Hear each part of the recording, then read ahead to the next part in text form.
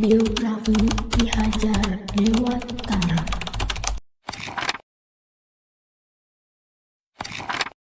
Ki Hajar Dewantara lahir tanggal 2 Mei 1888 di Yogyakarta.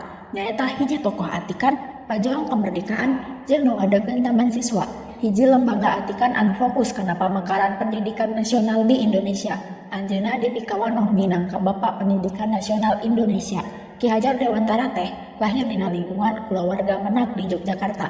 Anjeunna teh putra Kai Citi, GPH Sorjaningrat sareng Raden Ayu Sandia. Ti budak keneh anjeunna geus boga minat anu gede dina widang ilmu pangaweruh jeung kahirupan masyarakat. Sanggeus rea ngalaman kahirupan, Ki Hajar Dewantara nangtoskeun pikeun ninggalkeun gelar menakna sarta leuwih milih ngagunakeun ngaran Ki Hajar Dewantara. Ieu teh minangka wujud kasatiaanna ka rahayat. Dina riwayat atikanna Ki Hajar Dewantara tisaprakeun budak anjeunna ngagaduhan kasempetan pikeun sakola di Sakola Dasar ELS anu disediakeun pikeun barudak Walanda jeung kaum pribumi Menak. Ti dinya anjeunna nuhikeun ka Astovia, nyaeta sakola atikan dokter pribumi. Tapi anjeunna henteu tiasa ngarengsekeun atikanana di Stovia kusabab masalah kesehatan. Tuluy Dewantara mimiti meunang atikan di Belanda, di mana anjeunna kapangaruhan ku ide-ide pendidikan progresif. Sanggeus balik ka Indonesia, anjeunna bertekad ngamajukeun atikan pikeun rahayat, utamina barudak pribumi anu waktu eta diapilainkeun ku sistem kolonial.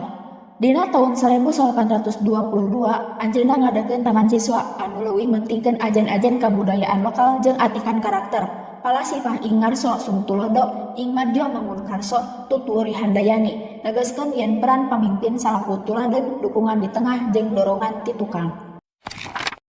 Anjeunna teu gumantung kana bantuan pihak sejen dina ngalaksanakeun gagasan-gagasanna. Ki Hajar Dewantara miboga inisiatif anu kuat pikeun ngawangun taman siswa tanpa bantosan pamarentah kolonial.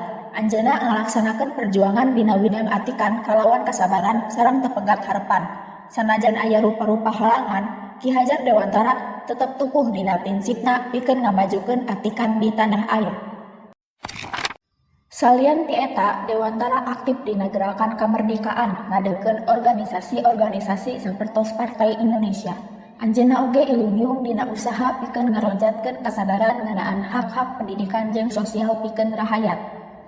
Ki Hajar Dewantara pupus dina 26 April 1858, tapi warisanna dina dunia pendidikan terus diemut, dipikahormat jeung dipake di Indonesia, kaasup ngaliwatan ku dipieling Poe Pendidikan Nasional unggal 2 Mei.